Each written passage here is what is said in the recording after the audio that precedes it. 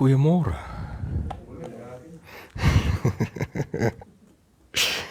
Ja, kom ek vra 'n bietjie 'n vraag vir oggend. Het julle al Genesis gelees? Ek moet vra want mense sê as die boek na Openbaring, so ek weet nou nie altyd nie so. Daar's so 'n storie in Genesis wat hulle vertel van iemand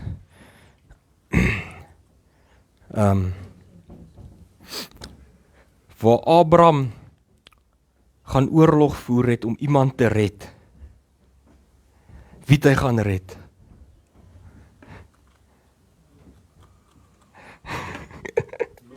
Ja, hy het vir Lot gaan red. Wat was Lot van Abraham gewees? Ja. Ja, dat was Mario, hy het dit reg gehad vir eerste. Hy is in Genesis, hulle twee is in Genesis, dis hoekom ek weet. Ek is eintlik nie in Genesis nie, maar okay. Ek is in Romeine in my persoonlike Bybel lees. Ja.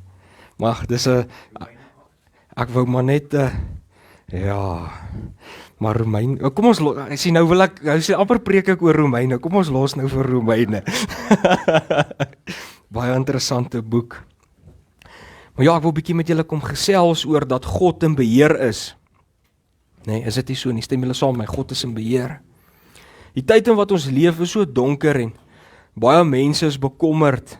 Hierdie laaste ruk kom ek agter. Mense, nie net selfs in ons land nie, maar reg oor die wêreld sien ek mense is bekommerd oor hoe dit gaan, want hierdie sekere goed raak nie net ons nie, dit raak maar almal.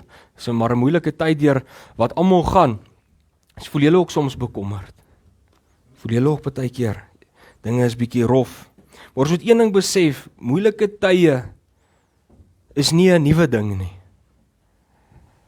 Moeilike tye was nog altyd daar gewees eintlik.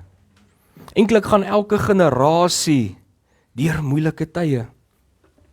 En ons sal ook nie die laaste wees, ons is nie die eerste nie en ons sal ook nie die laaste wees nie. Van die Bybelse tyd af tot nou toe gaan elke generasie deur moeilike tye. Ons as Christene moet besef, ons word nie gevrywaar om deur moeilike tye te gaan nie.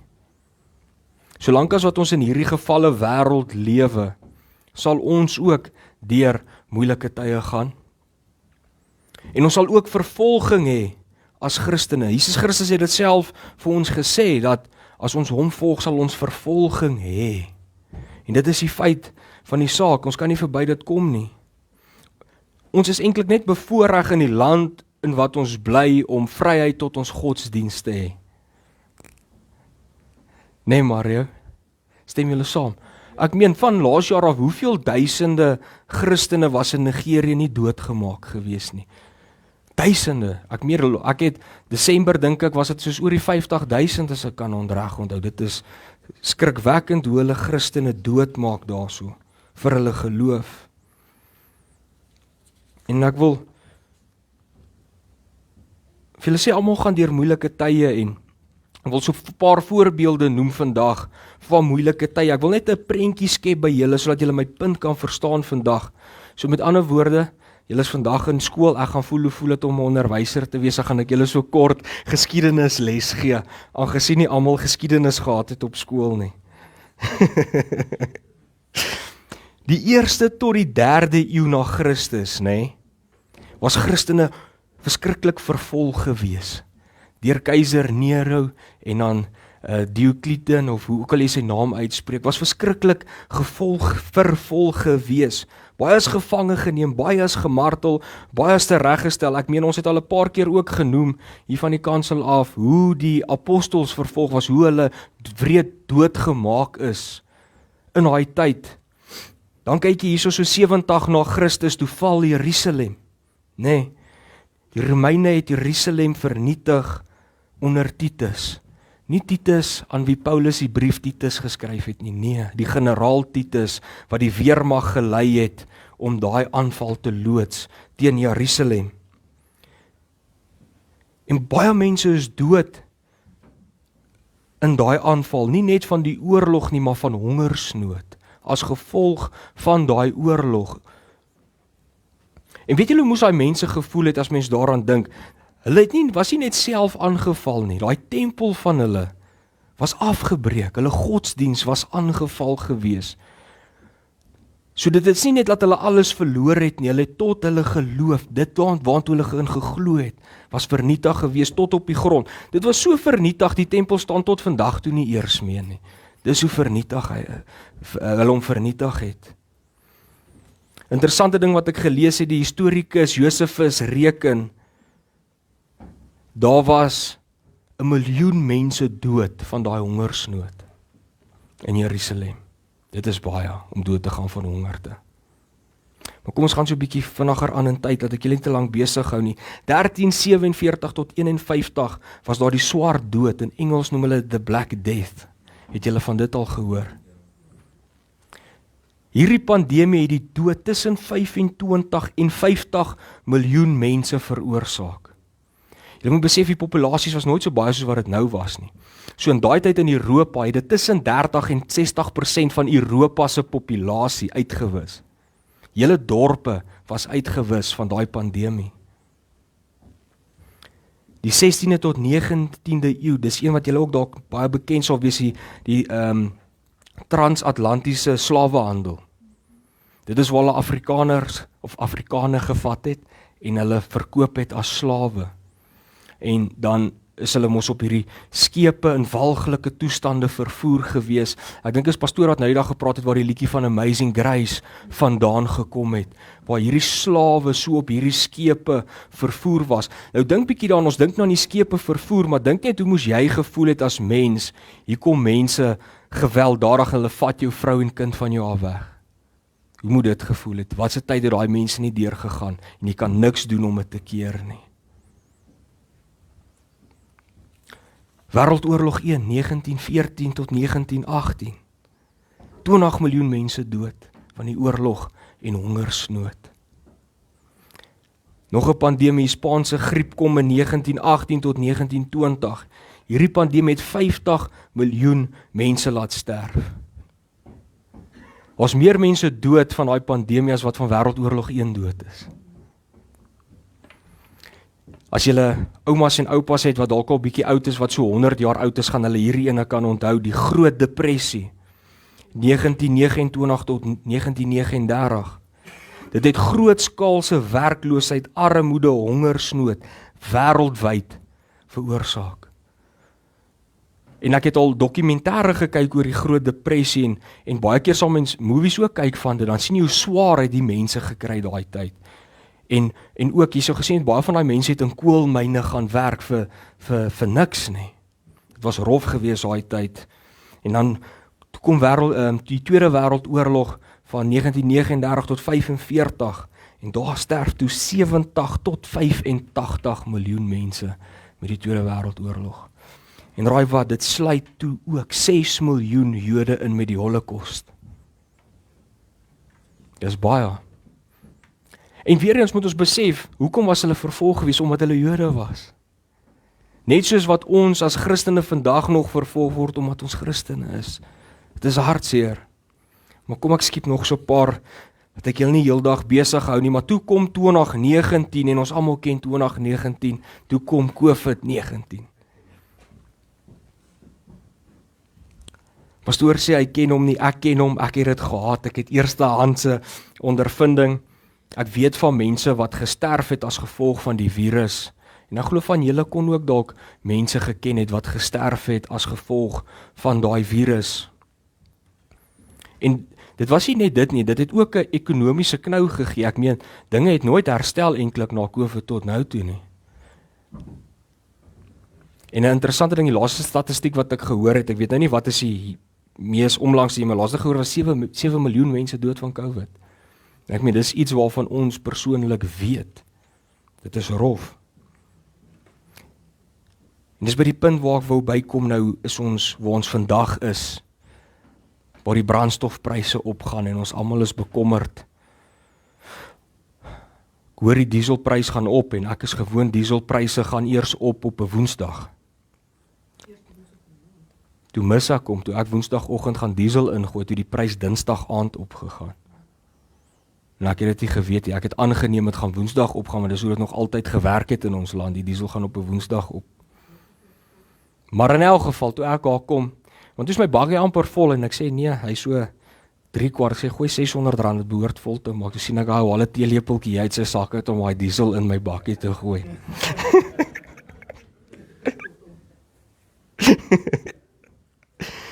Maar die punt op wat ek wil beneerkom, ons is bekommerd oor die dag van môre, want omdat hierdie dieselpryse opgaan, begin die pryse van alles opgaan. Kos gaan op, alles gaan op. Mense is bekommerd, hoe gaan ek my kinders se skoolfonds betaal? Hoe gaan ek hierdie maand genoeg kos koop om te eet vir my gesin? Hoe gaan ek klere gaan koop vir my gesin hierdie maand? Dit raak winter, dit raak koud, my kinders het baadjies nodig, hulle het sweetpakke nodig vir skool. En mense is bekommerd. Maar wat ook al jou bekommernis is, al lyk die wêreld hoe, al lyk die omstandighede hoe, wil ek julle elkeen kom herinner vandag dat ons God in beheer is. Ons verstaan nie altyd alles wat aangaan in die wêreld nie. Ons verstaan nie altyd alles wat aangaan in ons eie land nie. Baie keer verstaan ons nie eers wat in ons eie lewens aan die gang is nie. Maar wat ek wel weet, is dat God in beheer is. Dit weet ek. En nou glo vas, ons hoef nie alles te verstaan nie. Ons hoef nie te bekommerd te wees oor alles nie. Ons hoef nie alles te verstaan oor wat aangaan in die wêreld en hoekom dit aangaan nie. En ons hoef ook nie te bekommerd te wees wat aangaan in ons lewens nie, want ons moet een ding besef, die Bybel sê vir ons ken nou teendele. Ons gaan nooit alles weet nie, ons kan nooit alles weet nie. Ons hoef net te weet dat God in beheer is, en dit is genoeg vir my. En ek hoop vandag dat God vandag genoeg is vir elkeen van julle.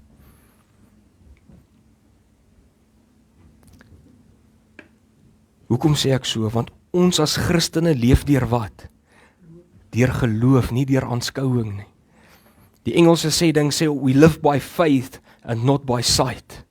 Amen. Hoor julle wat ek sê? Ons lewe deur geloof, nie deur wat ons sien nie. As julle julle Bybels hier het, dan kan julle blaai daarna 2 Korintiërs 5 vers 1 tot 10, dan lees ons bietjie saam.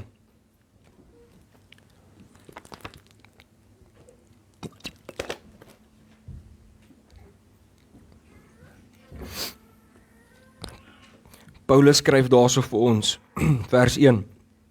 Ons weet dat wanneer ons aardse woning, wat maar 'n tent is, afgebreek word, ons 'n vaste gebou in die hemel het. Dit is 'n woning wat nie deur mense gemaak is nie, maar deur God. En dit bly ewig staan. Terwyl ons in die tentwoning leef, sug ons, want ons verlang daarna, dat ons woning uit die hemel ons sal oordek. Ons wil nie ontkleed wees en naak voor God staan nie. Ons wat nog in die tentwoning is, sug en voel bedruk, omdat ons nie van die aardse liggaam afstand wil doen nie. Ons wil die hemelse bo oor die aardse aantrek, sodat wat sterflik is, verteer kan word deur die lewe. Hy wat ons vir hierdie oorgang voorberei het, is God. As waarborg hiervan het hy ons sy gees gegee. Daarom is ons altyd vol moed.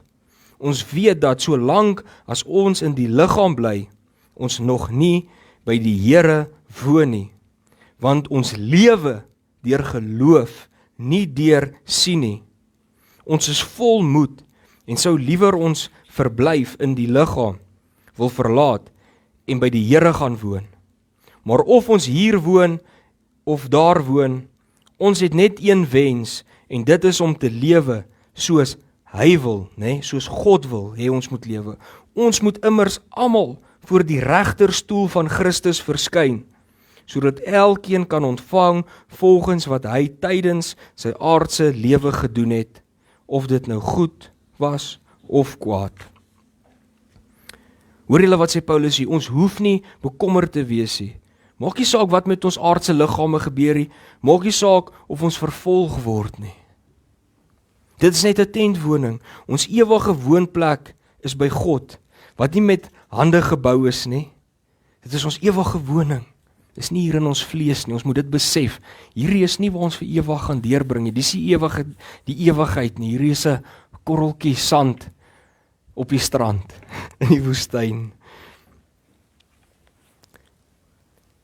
En dit is wat ons hoop is as Christene, op die ewige lewe saam met Christus en dit wat hy vir ons voorberei het. Want solank as wat ons in die vlees is, solank as wat ons in hierdie tentwoning is, soos wat Paulus dit beskryf. Ek staan nou toevallig en dink aan Paulus was 'n tentmaker gewees. Ek wonder of dit is hoekom hy hierdie beeldspraak gebruik het. Kan waarskynlik wees, interessant. Maar in elk geval, solank as wat ons in hierdie tentwoning is, sal ons deur moeilike tye gaan. Daarom moet ons hoop op as Christene, nie op aardse dinge wees nie, wat kan vergaan nie, maar op die ewige lewe saam Christus. Dis waarna ons moet uitsien om te weet, ons gaan eendag saam met ons God vir ewig deurbring. Dit is ons hoop. Dit is wat al die apostels aan die gang gehou het om te weet waantoe hulle op pad is. En dit is wat ons ook aan die gang moet hou en ons positief maak om te weet waantoe ons op pad is. Saam met 'n ewige lewe saam met ons God. En daarom hou ons moed as Christene. Alhoewel ons eerder by God sou wou wees, sê Paulus ook hier, maar is nog nie ons tyd nie. Is nog nie ons tyd om daar te wees, ons moet nou nog hier wees. En terwyl ons hier is, moet ons werk, ons moet arbei. Daarom lewe ons nie deur wat ons sien om ons gebeur nie, maar deur geloof in God. Want ons weet wat wag vir ons as kinders van God. Ons weet wat hou die toekoms vir ons in as kinders van God. Weet julle wat hou die toekoms vir ons in as kinders van God? Dit is wonderlik. Buiten van laat ons vir ewig, dit is die wonderlikste ding, is laat ons vir ewig saam met God gaan deurbring. Pastoor, weet pastoor hoe wonderlik gaan dit wees om uiteindelik fisies by Jesus Christus te kan wees. Voor die troon te kan kniel en werklik in die teenwoordigheid van God vir ewig deur te bring. Dit is vir my die ding waarna ek die meeste uitsien om my God persoonlik te kan gaan ontmoet, as julle verstaan wat ek probeer sê. Nie meer vlees wat my hinder nie. Maar dit is ook die plek waar ons nooit seer gaan hê nie. Dit is die plek waar ons nooit siek gaan wees nie. Dit is die plek waar ons nie tekort gaan hê nie. Dit is die plek waar ons nooit weer honger gaan slaap nie. Maar solank as wat ons in die vlees is, solank as wat ons in die gevalle wêreld is, gaan alles nie maanskyn en rose wees nie. Dit gaan nie maklik wees nie, maar ons vertrou dat God met ons is. En ons sal deurdra en versterk en ons hoop is op dit wat Christus vir ons bewerkstellig het. Want dit is wat die hoop van die apostels was. Net so moet dit ons hoop wees. Hulle was so vasverseker in hierdie wonderlike werk van Christus en dit wat hy vir ons kon bewerkstellig het en op die ewige lewe dat hulle bereid was om tot die dood toe getrou te bly aan God en vir hom te werk elke liewe dag, maak nie saak hoe dit met hulle gegaan het nie. En dan sê Paulus daarna, wat ons nou gelees het, en streef daarna om God tevrede te stel. Dit moet ons prioriteit wees, om uit te gaan in die wêreld en te doen wat God van ons verwag. Dit beteken nie omdat dit moeilik raak, moet ons nou onsself jammer kry nie. Nee, ons moet opstaan en in God vertrou en weet hy is in beheer en uitgaan en vir hom werk. Is dit nie so nie? Dit is ook tog wat 'n tipe geloof is. Dis maklik om hier te sê, ja, ek glo in God. Maar dis 'n ander ding om werklik uit te gaan in 'n moeilike situasie in en dit te gaan doen, want dan word jou geloof lewend.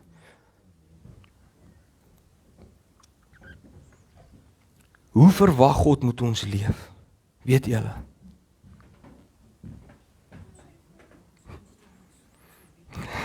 Amen.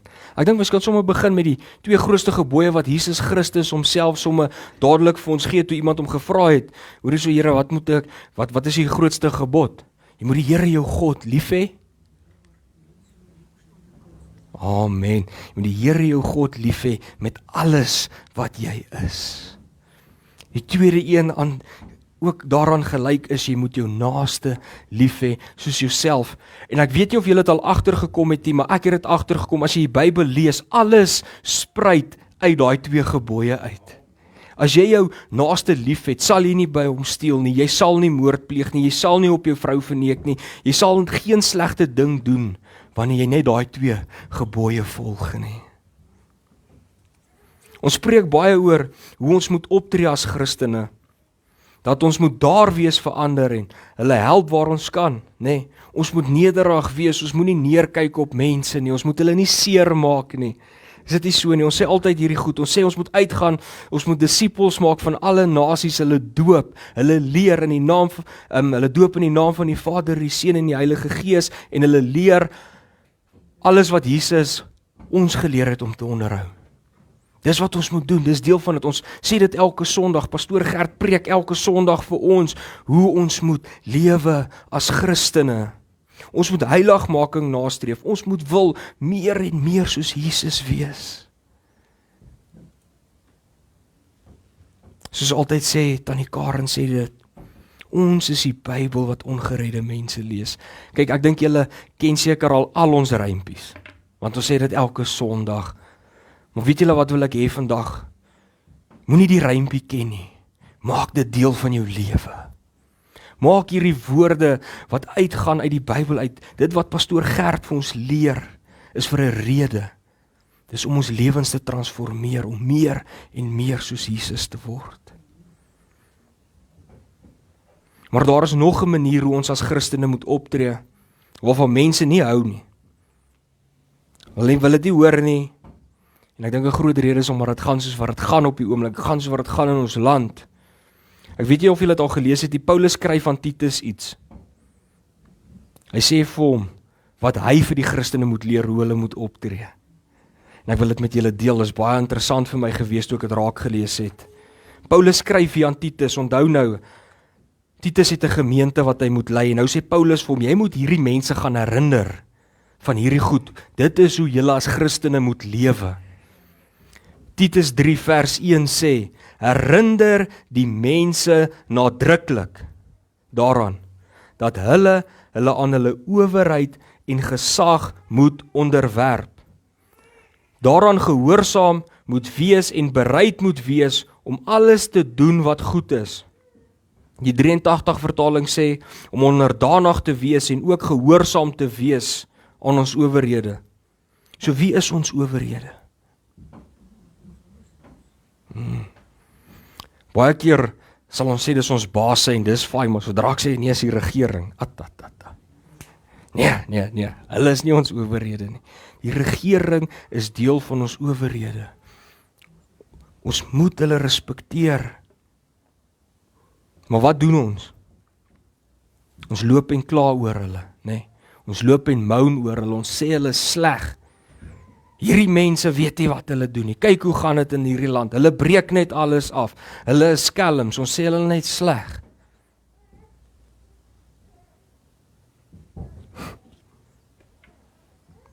Wanneer hulle dinge van ons verwag, wat doen ons? Ons moan en ons rebelleer eintlik. Kyk vir koue, dan sê hulle vir jy mag nie oor die grense gaan nie. Wat doen jy? Klim jou karre gekuier by die mense, want ons rebelleer. Hulle sal nie vir ons sê wat ons moet doen nie. Ek praat van myself hierso. Gaan nou Vrystaat. Maar jy sien, dit is wat ek sê, ek is ook skuldig hieraan. Hoekom? Want ons vlees raak frustreerd met hoe dit gaan. Maar die woord van God leer ons moenie deur die vlees gelei word nie, maar deur die Heilige Gees. En die Heilige Gees sal nooit teenstrydig met die woord wees nie. Ek wil vir julle nog 'n skrif lees. Paulus sê dit weer op 'n ander plek. Hy sê vir ons in Romeine 13 vers 1, sê hy dit weer. En hierso sê hy dit mooi. Hoor wat sê hy? Hy sê elke mens moet hom onderwerp aan die owerhede wat oor hom gestel is. Hoor hierso. Daar is immers geen gesag wat nie van God kom nie. Laat dit bietjie by jou insink. En die owerhede wat daar is daar deur die beskikking van God. Daai is 'n harde ene. Mense, God besluit wie regeer hierdie land, of jy nou daarvan hou of nie. Dit is God se keuse. God besluit watter koning stel hy aan. God besluit wie regeer 'n land. God is in beheer. En wat moet ons doen? Ons moet God respekteer. En ons moet ook daai owerhede wat hy oor ons geplaas het, ook respekteer. Ons verstaan nie altyd hierdie owerhede se planne nie. Dis verseker, ons doen nie. Partykeer maak dit nie sin nie. Maar ons nog iets wat ek vir julle wil sê. Ons munisipaliteit is ook 'n owerheid. En nou wil vir julle sê, ek dink ons moet vir hulle ook bid. Dit is baie belangrik, ons moet altyd vir mekaar bid, maar mekaar, is nie net mekaar hier nie. Soos julle dorp bid vir die mense in beheer. Bid laat God hulle sal lei. Bid laat hulle tot bekering sal kom. Bid laat God hulle ook die wysheid, insig en krag sal gee. Ek dink dit sal 'n verskil maak as ons hulle minder begin sleg sê en meer op ons knieë voor God kom en hulle opdra aan die Here. Julle moet my een ding besef, ek sê nie ons moet net alles doen wat hulle sê nie. Byvoorbeeld as hulle 'n wet inbring wat teenstrydig is met God se woord, as hulle sê dis reg om 'n kind te aborteer, sê ek nie gaan saam met dit nie. Dis nie wat ek sê nie. Want op die einde van die dag moet ons onthou, God bly ons oppergesag. Niks kom bo God nie. Dit is nie wat ek sê nie, maar wat ek wel hiermee wil kom leer is, dat God in beheer is, tot oor die regering. Daar's niks wat God nie oor in beheer is nie. En niks kan gebeur as God dit nie toelaat nie. Amen, glo julle dit? So maak nie saak hoe dinge in die wêreld en ook in ons land lyk nie. Kom ons onthou, ons dien 'n lewende God, die skepper van hemel en aarde. Ons het nou net gesing, o Heer my God, as ek in eerbied wonder, as ons opkyk en ons bewonder dit wat God alles gemaak het, die maan, die son, die sterre. Mense, het julle al, ek weet nie, julle sou seker op skool gewees het, dan het julle geweet hoe kragtig is die son, nee. Dink net hoe groot moes God gewees het net om daai ding te gemaak het, net die son alleen, wat nog van iets anderste. Dit is my altyd fascinerend as ek na wetenskaplike goed kyk en ek besef hoe groot ons God is. Dis die God wat ons aanbid. Daarom moet ons altyd op hom vertrou en weet, hy het 'n groter en beter plan met alles.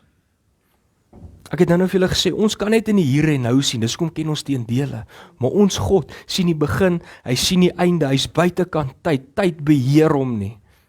Daarom kan ons op hom vertrou, want hy weet beter, hy weet wat moet gebeur in die toekoms, ons weet nie wat moet gebeur nie. Daarom moet ons op hom vertrou. Daarom leef ons in geloof in God, en nie op wat ons sien nie, en ons vertrou in die een wat alles kan sien, en nie in onsself nie. Ek wil julle een ding sê, want God sal alles teen goeie laat meewerk vir hulle wat in hom glo. Maar dit kan ek aan julle beloof, dat God alles teen goeie sal laat meewerk. Dan sien ek Mario sit en hy dink, Henry, hoe kan jy so groot belofte maak? Ek kan, want ek vertrou in my God en my God het dit gesê. So hoe kan ek nie dit glo nie? Maar dan kry jy mense wat sê, so staan die Karen altyd vir my, sê, pastoortjie, dan sê hulle vir my, die duiwel val my aan. Julle het al gehoor, die duiwel val my aan. Hy het sy mes in vir my. Alles in my lewe loop net skeef, pastoor. Dit gaan nie goed nie. My finansies, dit gaan nie goed in my finansies nie. Dit gaan nie goed in my huwelik nie. My verhouding met my kinders is gebreek. Ek weet nie wat om te doen nie. Dit moet die duiwel wees wat my aanval. Ek wil vandag vir jou kom sê, ek het slegte nuus vir jou. 90% van jou probleme is jy self wat dit veroorsaak het. As jou huwelik op die rotse is, het ek agtergekom, is dit beter om vir jouself bietjie te vra, hoorie, wat was my aandeel hierin gewees dat my vrou nou kwaad is vir my? In plaas van om die duiwel die skuld nou wil gee vir dit. As jy in 'n finansiële moeilikheid is, moenie dink ek het nie foute gemaak nie. God sien jou baie keer met geld, wat doen jy? Ons gaan mors dit op goed wat ons nie nodig het nie. Ek wil nou iets sê, ek wil dit nie môre hê nie, ek gaan nou skuld maak. Nuwe visstokke koop, ja. Die vis van kompetisie is, gaan nou stokke koop, nou katrolle koop. Die bankrekening is 0, maar ek gaan nou die bankbestuurder gaan sien, jy weet, dis daai ding. Maar wat julle nie besef, nou sit ons self in daai probleem, en dan wil ons die duiwel die skuld gee, maar God het ons aangestel, weet julle, om rentmeesters te wees. Hoe verwag ons, God moet vir ons meer voorsien, as ons nie eers dit wat hy nou vir ons gee kan oppas nie. Dink bietjie daaroor. Jou kinders, hulle wil niks met jou te doen en nie, hoekom nie? 'n Ding wat ek sien, 'n populêre ding is, en dit is vir my hartseer, mense begin kinders volgens wêreldse standaarde grootmaak, wêreldse prinsipe grootmaak. As ek sien hoe kinders ouers behandel, dan kan ek sien met watter riglyne het hulle daai kinders groot gemaak. Ek is bevoorreg om in 'n huis groot te geword het van ek het nie perfekte ouers, jy moet besef, al bestaan nie so iets nie, maar ek het in 'n huis groot geword van ouers wat lief is vir die Here. En nou dat ek ouer is, besef ek wat hulle gedoen het en my wou geleer het. Maar wat ek wil sê is, ons moet ophou na die wêreldse strukture kyk en begin kyk na die woord van God en ons kinders volgens die woord van God groot maak. Sodat wanneer hulle groot is, dat hulle kan terugdraai na dit toe en sal weet watter pad hulle moet wees. En dit is wat die verskil maak tussen die ouers wat hulle kinders reg opgevoed het volgens die woord en die wat nie het nie. Want daai wat volgens die woord opgevoed is, kom terug. As hy afgedwaal het, kom hy weer terug na die waarheid toe.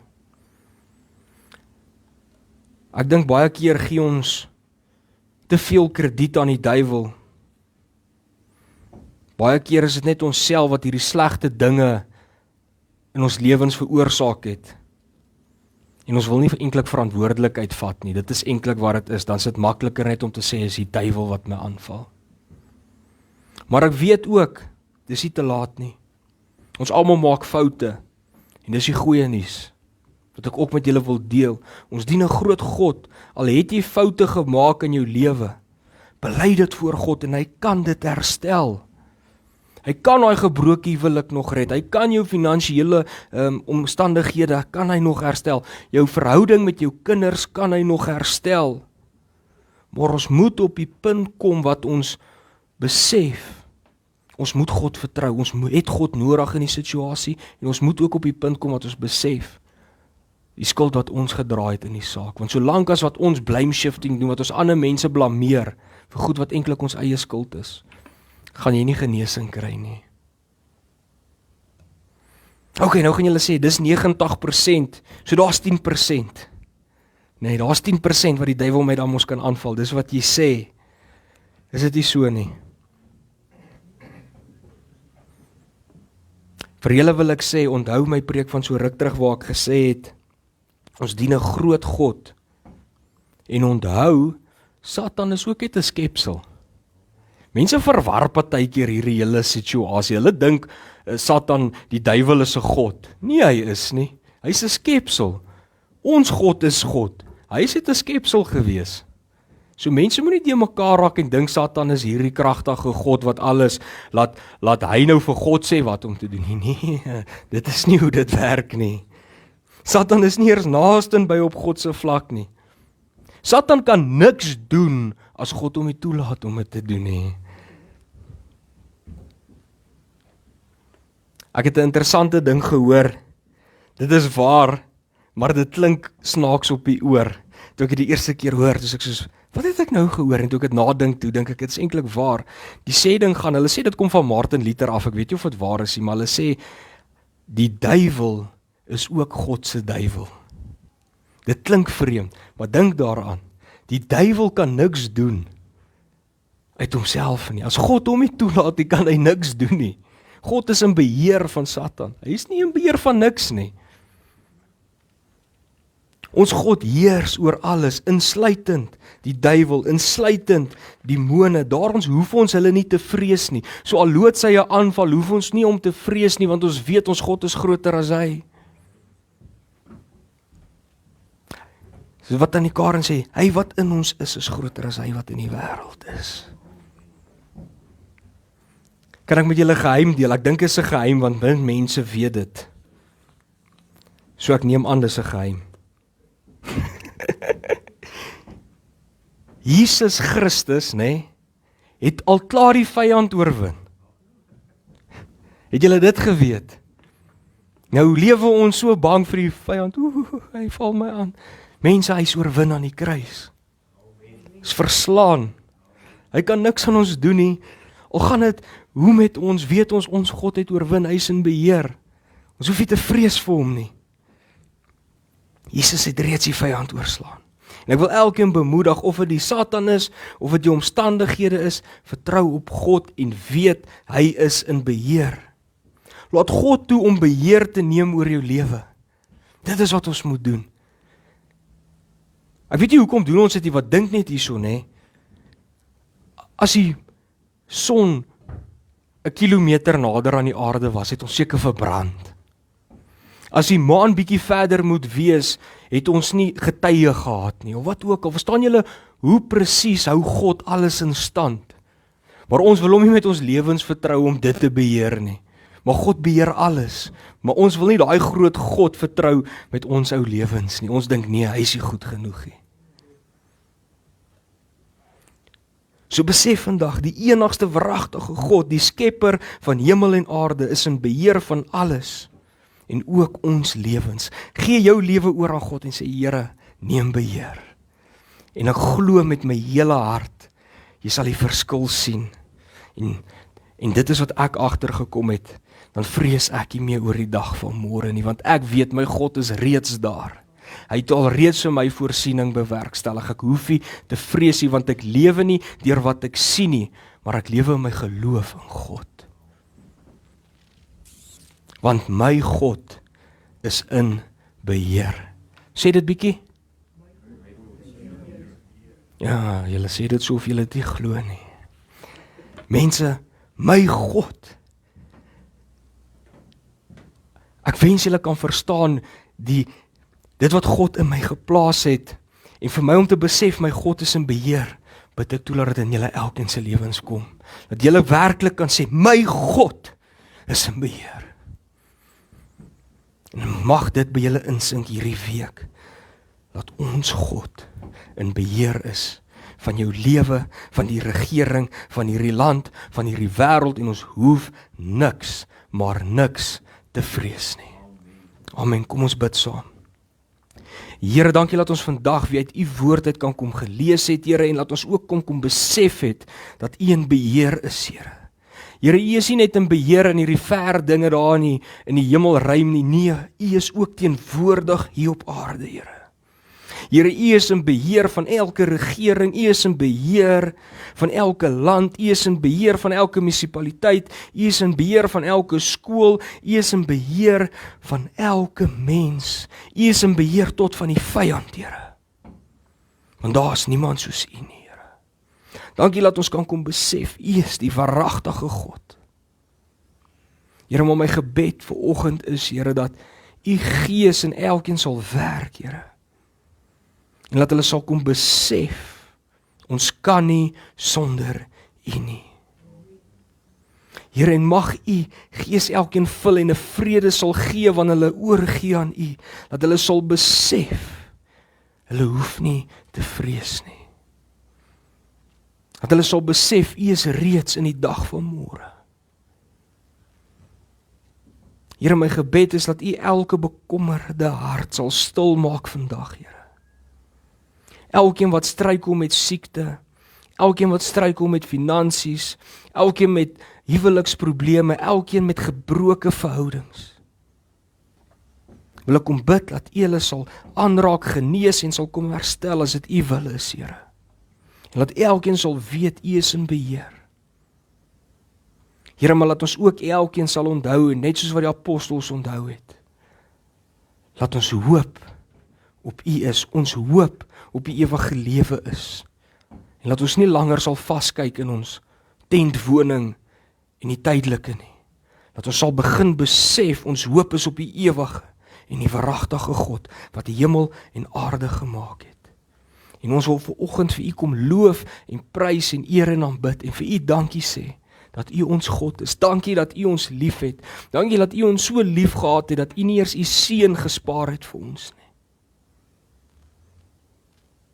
Hoe kan ons dan nie sê dat ons weet U met ons is nie? En ons loof en ons prys en ons eer U daarvoor vandag, Here. Amen en amen. Ek is sommer nou opgewonde,